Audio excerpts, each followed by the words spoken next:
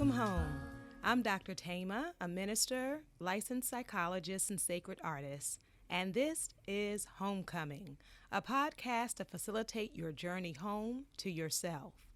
While I will provide weekly inspiration and mental health tips, this podcast is not a substitute for therapy. I'm so excited you're on the journey. If you want to request specific topics or share your progress, email me at homecomingpodcast@gmail.com. Also, after you listen, be sure to like, subscribe, and share. Let's begin. Today's topic is healing from breakups or from divorce. When you have had a relationship come to an end, it can disrupt your sense of self. And the reality also is if the relationship came to an end, in the midst of the relationship, you may have also been losing yourself. That sometimes trying to hold on to someone can cause us to disconnect from who we are. And so whatever the type of romantic relationship, whatever the depth of it is, whether you all were together weeks or months or years, whether it is a divorce, a separation, or a breakup, I want you to know that your heart matters and that this is safe place, this is sanctuary where we don't have to try to hold it together and either convince the person that we're doing better or we're fine, or convince other people that we're doing better or fine, or trying to convince ourselves that we're doing better or fine. That this is a safe place where we can be honest with ourselves about the times our hearts have been broken. We can be honest with ourselves about the disappointment, about the sadness, the depression, the grief, the anger, the rage, the confusion. We can be honest in this space about those feelings of desperation or loneliness. We can be honest in this place about the shock or even for some, the relief. And the reality is you can have more than one of those feelings at the same time. You may be anxious and angry. You might be relieved and sad. So those emotions can coexist.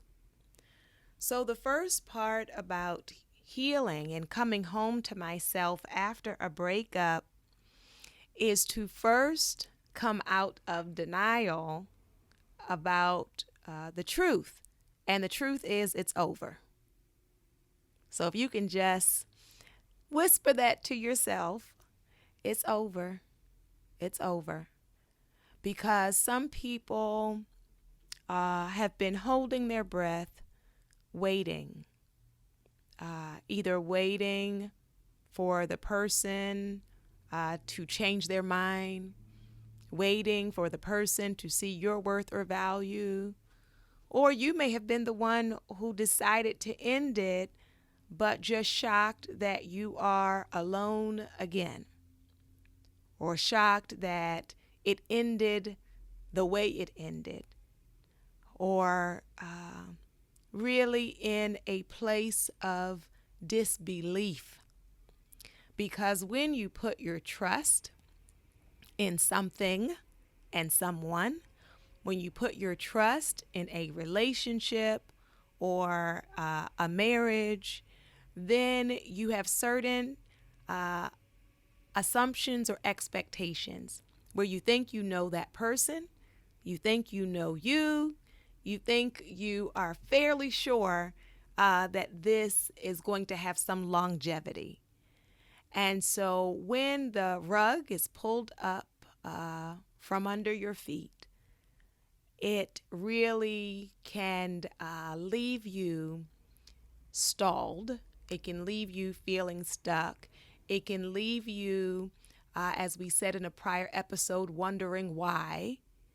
And I wonder if on today, to start the healing, if you can tell yourself the radical truth that it really is over, that it really is over. And while we have talked about grief and loss in a prior episode, because I know some of you will be listening to all of them, that some who are listening are actually widows, that your partner died either by medical illness or by an accident or by violence. And even in that circumstance, there is a need for the truth-telling of the acknowledgement that they're not here anymore. And as painful as it is, to come home to myself means I have to sit with that truth. That chapter of my life, however long or short it was, that chapter has ended. And so along with recognizing that it is over, it is then to know that my emotions are acceptable to me, right? It doesn't have to be for anybody else, because a lot of people, including your ex, may have ideas about how you're supposed to be feeling or what you're supposed to be doing, but you aren't together anymore. So it is for you to accept your feelings and that you don't need permission for how you feel. You don't need permission or agreement. You don't need all of your friends or family to agree with you. You feel what you feel. And so this even makes sense when people have come out of unhealthy relationships. A part of you might still miss them. And I want you to know in this space, you can even tell yourself that truth. That, and you might be mad at yourself for like, why, right? Why would I even miss someone who didn't treat me well? Well, there was history there. There was connection there. I would assume it wasn't always bad. And sometimes we operate by comparison. So they may not have treated you the best, but it was better than some others. So whatever it is I'm feeling, I accept that. For those who are dealing with the anger, depending on your family or your religion or spirituality, some people will try to convince you it's not okay to be mad. Well, you're mad. So let's just tell ourselves that truth, that you're mad. You're mad at them, or you're mad at yourself, or you're mad at the circumstance, or you're mad at a third party, or whatever it is. But I cannot come home to me as long as I have to lie about how I even feel or what I think. And so that space of truth is the beginning of the journey home. I recognize that it is over. I acknowledge the complicated ways that I may feel and what I may think about the relationship, about the person, about me. And then thirdly, recognizing that I am valuable, that I am worthy of love, starting with the love for myself. Breakups can really break you if the only thing that was affirming your worth was the other person. If my self-esteem was built on someone choosing me, and now they no longer choose me, it will be even more devastating if at my core I have not chosen myself. And so in order to heal and come home to me, it is not about a rebound. So I don't need to quickly find someone else who will tell me I'm beautiful or worthy of love or attractive or a good partner, I have to first. I don't have, let me remove have to, because you can do what you're going to do. You can do whatever you want to do. I invite you to choose you before you choose another. I invite you to love you before you move on to looking for love in all the wrong places. I invite you to affirm you before you go out in the world hungry for compliments, thirsty to be seen. I invite you to see you. Yes? So recognizing that my value, my worth, my love for myself is not dependent on someone else believing it or someone else agreeing with it. I give myself space and time to grieve, to reflect, to heal. It does not need to be rapid fire of like I cried once and sent them a million text messages and now I'm done. Right? That is an emotional response in the moment, but that's not the healing work. The healing work requires that I give myself time to really feel it, to not run from what I feel, and also to pull the wisdom out of the experience. I want to pull the lesson out of it. What did I learn? What did I learn in that relationship? What did I learn about who I am? About what I want and what I need? What did I learn about my attraction? Who I'm attracted to? What did I learn about assumptions I had made? What did I learn about warning signs? And many times we don't, people will say all day long, there was nothing. There was just suddenly this person just turned into a terrible person. I encourage you to look back over the early stages and see sometimes there are things that we don't think are a big deal, or that we ignore, or that we hope and assume will change, that sometimes we have fallen in love with a person's potential instead of who they are at this moment. And when I fall in love with a person's potential, that is not the person. And so pulling out the lessons is important for me, and also thinking about what are the ways that my unhealed wounds from before I even met this person may have set me up. May have set me up to choose them, may have set me up to stay, may have set me up to ignore some things or accept some things that are unacceptable, may have set me up to sabotage it.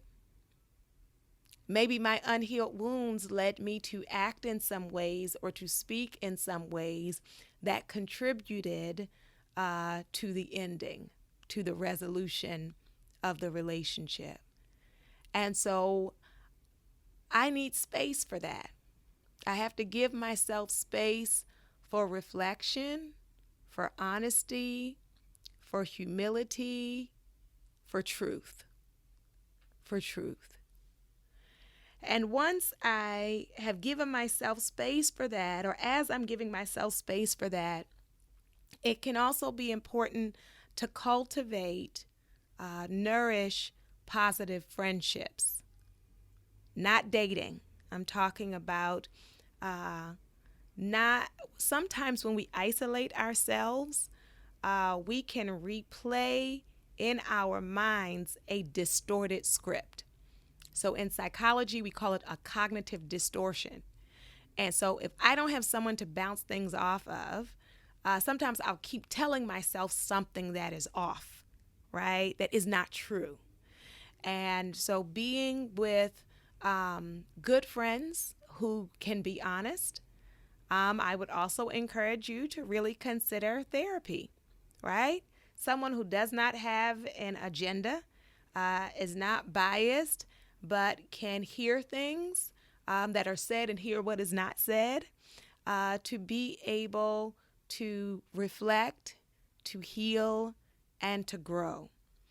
Also, if you are spending all of your time by yourself, it can magnify this sense of loneliness and can also sometimes lead you to going back to a situation that is not good for you just because you can't tolerate the silence or can't tolerate the loneliness. And so you can end up in that cycle. Yes. So spending time with positive people, but the important thing is also people you can be honest with, right? So not those kind of friends where you have to be like fake energetic, fake joyful, fake anything, right? But I'm talking about the kind of friend where even if I'm just going to breathe on the phone, if I'm just going to sit here staring out the window and I just know they're there, or they're going to come over and we just going to sit here and I'm staring and they're sitting. I mean, that's real friends, right? Where it doesn't have to be entertaining. I don't have any funny story. We're not going to the movies. I'm just sitting here in this valley and you're willing to sit with me. Yes? So those kinds of connections, it may be a family member, it may be a friend who you can have that space with is really important.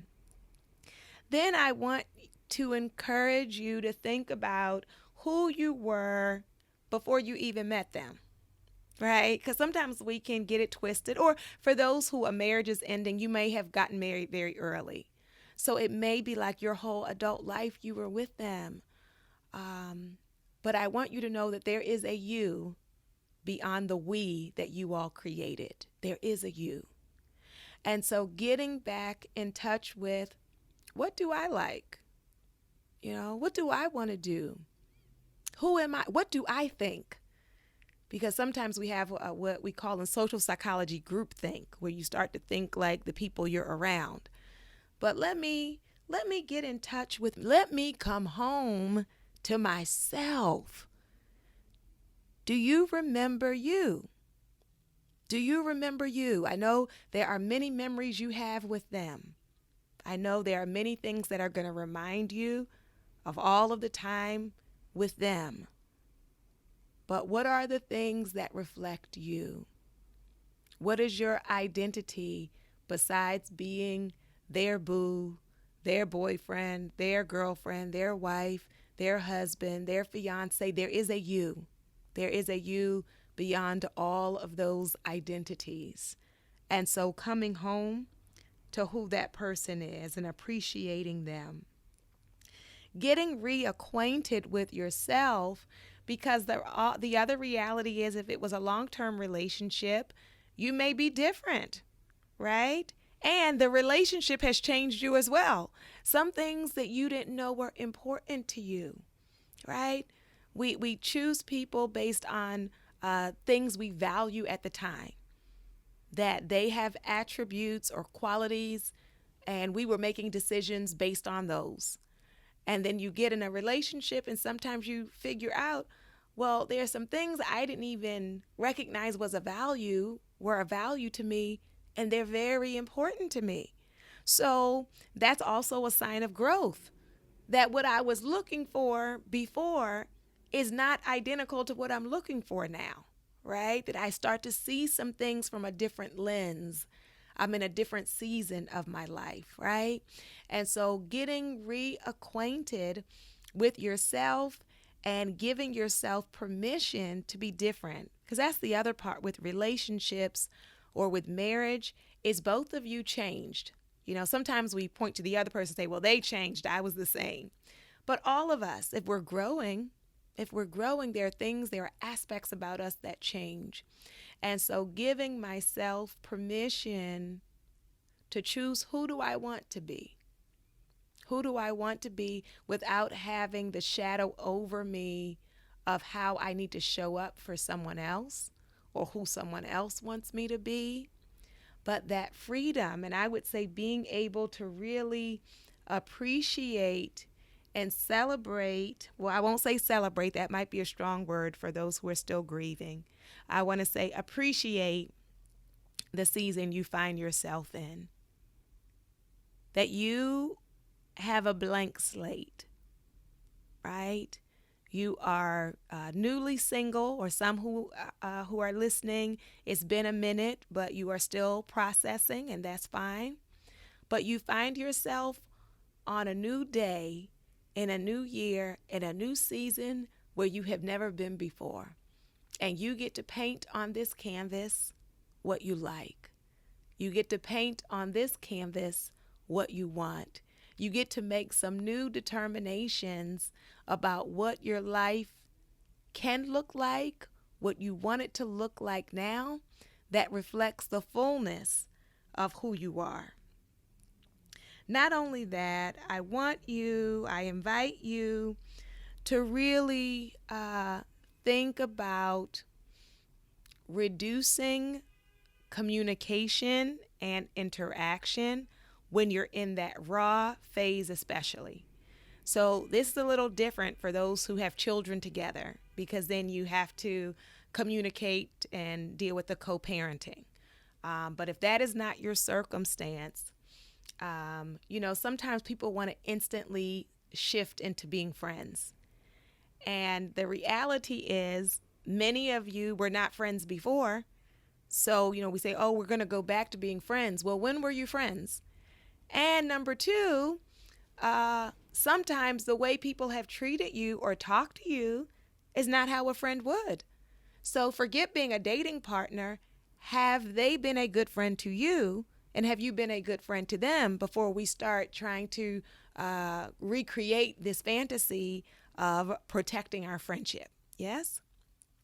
So cutting off, or at least for a season, communication can give you time for clarity. Sometimes we are wanting people to answer questions for us, and they have not yet healed or reflected, so they don't have the answers. And I know that's really hard, especially when it's been a long-term relationship, because you want some answers. But I want you to know, often people are not in a place to engage with you in a fruitful way, and it can create more pain when people are talking out of their woundedness, out of their defensiveness, and when they have not really reflected on their actions, or have not really reflected on themselves. And so creating sacred space, that can mean about, in terms of following people on social media, that can mean about, not contacting them by phone. That can mean taking a break before you say, well, let's just go meet for coffee or lunch, because now we're like magically friends. For many, it's too soon. It's too soon. So that's why it's important to cultivate your other friendships, to cultivate time with other people, and also to learn how to appreciate solitude, right? That you don't constantly have to have someone in your space, but that you can come home to you, that you can come home to you. And it's not usually an easy road, right? Because you're used to companionship. You're used to spending time with them. You're used to them being present. And now you get to be present with yourself. And that's not a punishment. That is not a punishment. Sometimes we think about time with ourselves as something horrible or bad. It can be good. And I know for many there is the desire for connection and for companionship. And so we are not removing that. We're just saying, give yourself space for the growth and the healing and the insight, so that when you do move forward, when you are ready to move forward, that you're not bringing the baggage with you. So you can unpack it, so you can lay it down, so that you can cleanse and release them from your system. And there are ways in which we have merged with people emotionally, financially, sexually, psychologically, spiritually. And so this is really about the release on every level, the release on every level.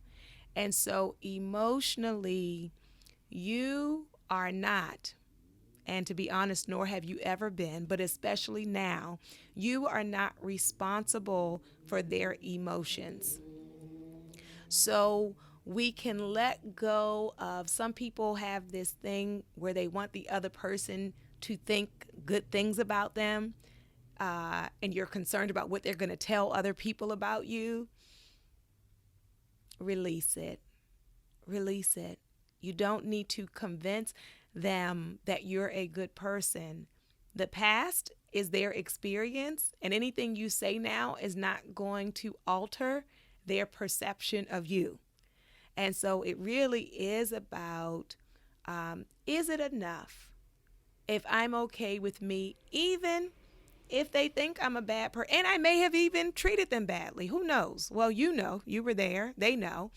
But can I make peace with myself without trying to chase them down and convince them to see it the way I see it? Most of the time in a breakup, you're not going to have the same narrative. Sometimes you will. Sometimes people are in agreement about what happened. And then other times people are telling drastically different stories, and sometimes not just to other people, but to themselves, because they experience it differently. And so coming to that place where I emotionally release what you think about me. I cannot remain tied up in how you feel about me, nor me needing to investigate how did you ever feel, right? Sometimes we get all caught up in like, well, I need to know if they ever loved me, right? That can be a conversation where you're talking in circles.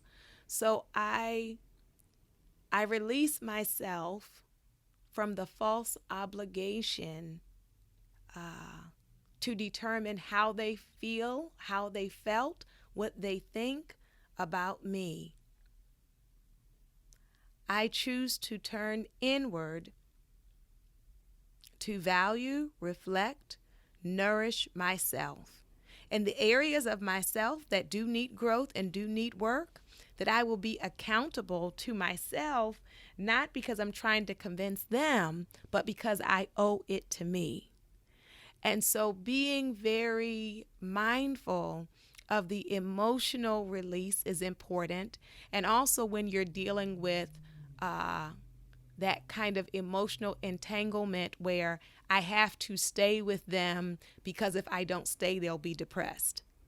So that is bondage, right? That is bondage where it is a psychological warfare where if I'm making a decision, not because I choose to be here, but I think I have to be here because you're going to be upset, there has to be more to the decision than that, right? So I do an emotional disentanglement, and then I do a sexual disentanglement. That includes, when I said not pretending now we're going to be friends, when your emotions are tied up in a person, to say now we're just going to have sex and that's it, it's lying to yourself. So it is self-deception. And being able to not only release that physical connection, but also the things that they told you or said to you. We talked before about body image.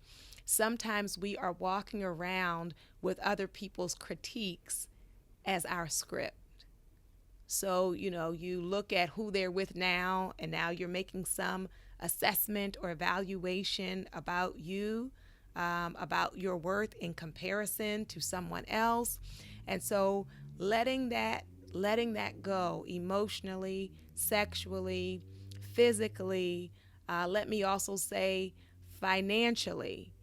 And so if we are no longer together, then unless we're talking about those who are divorcing and are dealing with, alimony or child support, those kinds of things, yes. But if that is not it, if it's a breakup and you are remaining financially entangled, it is stalling your healing. It is stalling your healing. And so making some other decisions about your emotions, your body, your finances, and then let me also say your spirit. So spiritually, we deposit into each other.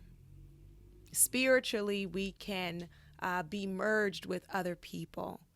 And so I invite you at this moment, if you can put your one hand on your heart and one hand on your abdomen, on your stomach. And we're just going to reflect in on our breath, paying attention to our breathing at our own pace. And I want you to get their face, your ex's face, in your mind. I want you to see them. I want you to see them. And you're going to repeat these words.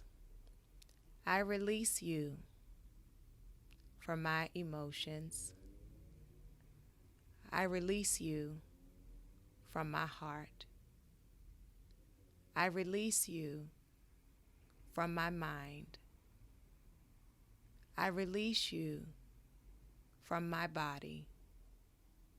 I release you from my spirit. And now putting one hand on your head and one hand on your heart, I want you to remove their image from your mind and picture yourself. I want you to see your own face looking back at you.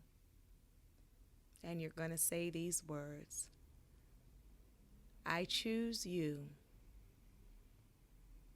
You are worthy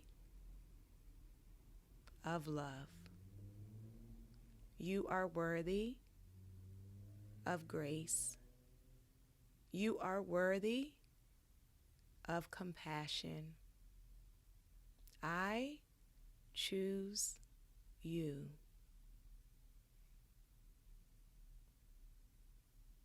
And now, you can remove your hands.